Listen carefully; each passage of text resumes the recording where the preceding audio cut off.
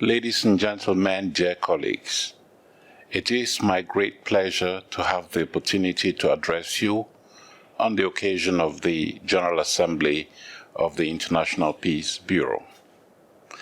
Let me first reiterate that the Inter-Parliamentary Union and the International Peace Bureau are two sister organizations with a long-standing relationship and common work records.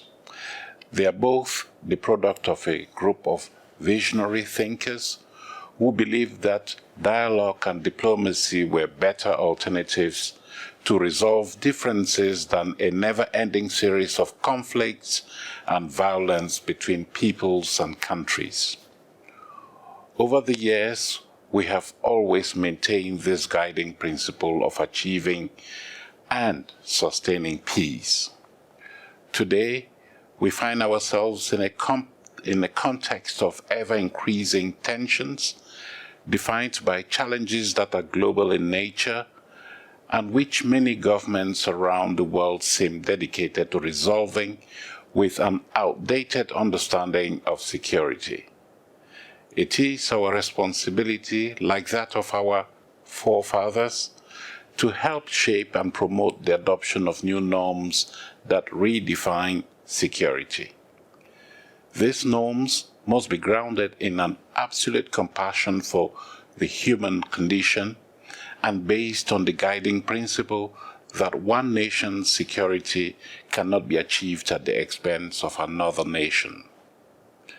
I firmly believe that this new understanding of security can and should be built around the ideas of human security and common security. These tools can be adopted and integrated both by parliamentarians and peace activists because they relate to the very core of their working methods.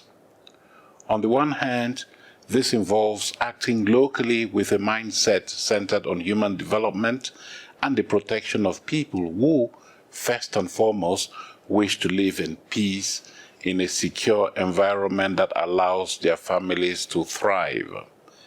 There, public engagement is key to broaden the understanding of threats and their possible causes and work towards solutions that appropriately respond to each particular situation.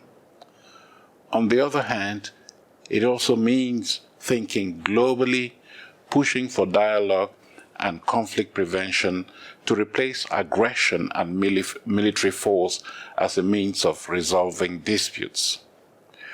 We know that this can only happen through reinforced multilateralism and that it implies joint efforts such as comprehensive disarmament and reduced military expenditure, but also stronger actions towards development, human rights, gender equality, and youth empowerment for better democracy. In this framework, I welcome the publication of the 2022 Common Security Report, which highlights in a few comprehensive principles the possibility for a new peace paradigm while reflecting on the new threats and complexities of the modern world. I commend the International Peace Bureau, whose advocacy of these principles moves humanity closer to global peace.